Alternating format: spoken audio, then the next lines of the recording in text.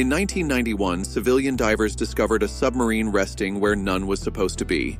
What they found inside the sunken Nazi U-boat would rewrite history and leave you speechless. This is the true story of U-869, a mystery buried deep beneath the sea. During World War II, German U-boats prowled the Atlantic like deadly predators, sinking thousands of Allied ships. Of the hundreds launched, most were destroyed, some captured, and a few vanished without a trace. U-869 was one of those mysteries. Launched in 1943, U-869 was a large, long-range submarine commanded by Captain Helmut Neuerberg. In late 1944, it embarked on its first patrol, supposedly heading toward Gibraltar, a crucial Allied naval choke point. But confusion in the German command meant orders likely changed mid-mission. On February 11, 1945, U.S. forces reported sinking a German U-boat near Gibraltar, believed to be U-869.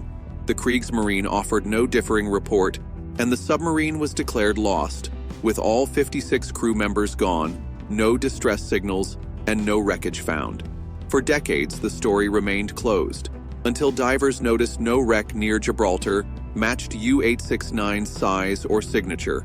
The official version began to unravel, opening the door to a deeper, darker mystery. Wartime reports were often unreliable, made under pressure, in chaotic battles, with primitive technology and vast oceans making mistakes common. No German records clearly marked U-869's final location.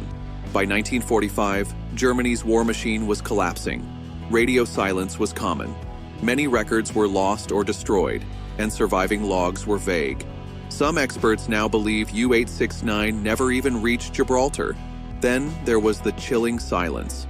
German U-boats were required to report during missions, yet U-869's last signal came from the North Atlantic, far from its supposed sinking. After that, nothing, like it vanished.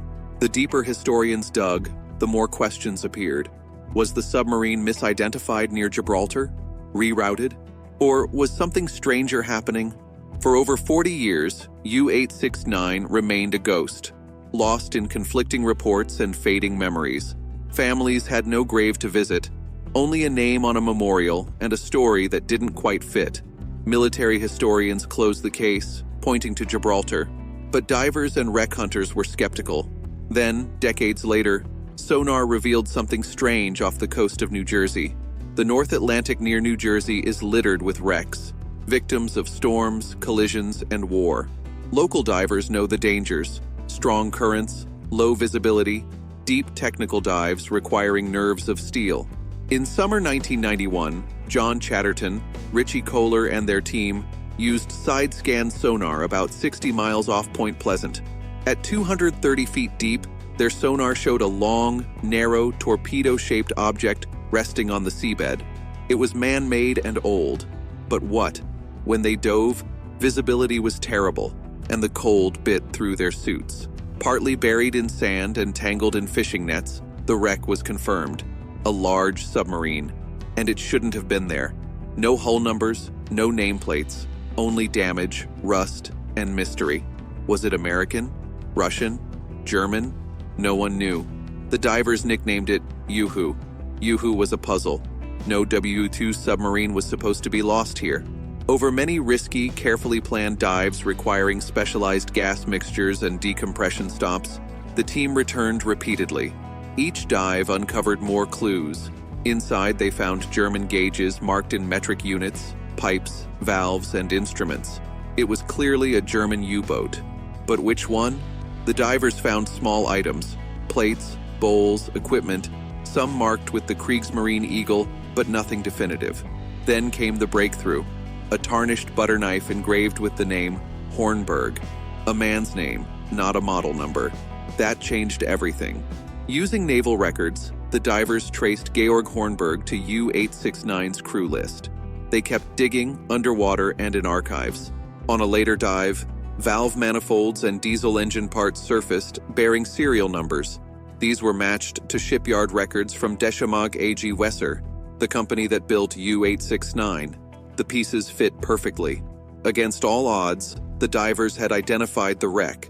In 1997, 6 years after the discovery, The U.S. Navy officially confirmed the submarine off New Jersey was U-869. The revelation was huge. U-869 hadn't sunk near Gibraltar as long believed, but off the American East Coast, 3,000 miles from its reported resting place. The divers proved what no wartime record had. They found the truth. Then came the eerie thought.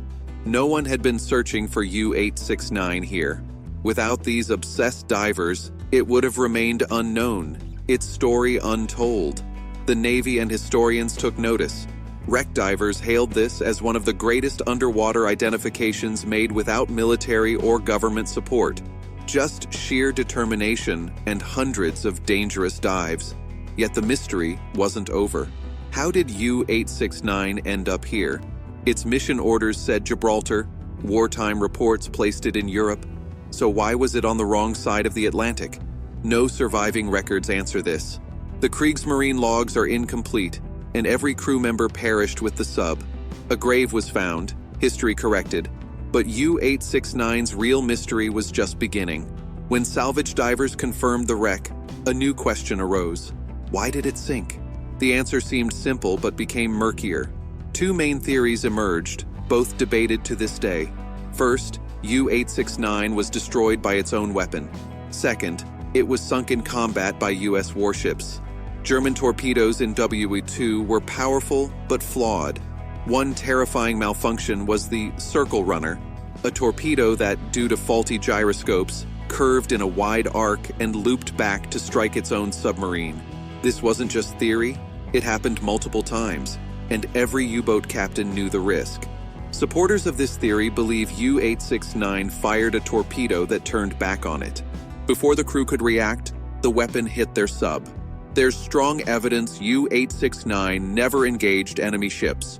No torpedo strikes reported, and the wreck shows internal blast damage consistent with a torpedo exploding close to the hull, not from outside.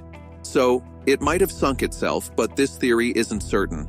Another theory says U-869 was sunk by two U.S. Navy ships, the USS Howard D. Crowe and USS Coiner, after detecting a sub and launching a depth charge attack in February 1945. Official records credit this sinking, and the Navy maintained their charges caused it, even after the wreck was found off New Jersey. But problems arise.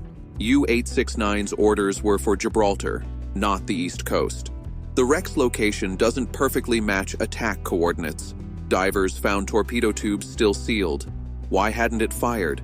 The wreck's damage suggests an internal explosion, possibly a torpedo detonating inside, with no sign the crew tried to escape. Records are inconsistent. Maybe the Navy ship sank a different sub. Maybe U-869 was lost earlier by accident. Or perhaps it was on a secret mission, explaining its unexpected location and silence. Both theories have gaps. U-869's sinking remains a mystery. Then, in 2024, divers opened a sealed compartment in the wreck, untouched since 1945. Inside were personal items, a Kriegsmarine dagger and uniform, Nazi propaganda leaflets, and a partially encrypted Abwehr codebook, suggesting covert operations on U.S. soil. Of the 56 crew, one man was missing, Herbert Guszowski, removed from the mission due to illness. He believed U-869 was lost near Gibraltar, but divers' findings off New Jersey changed everything. Herbert confirmed crew identities and shared memories before passing in 2005, never knowing about the sealed compartment. Or maybe he did, and stayed silent. What do you think? Let me know in the comments. Please subscribe to our channel for more videos, and don't forget to press the bell icon.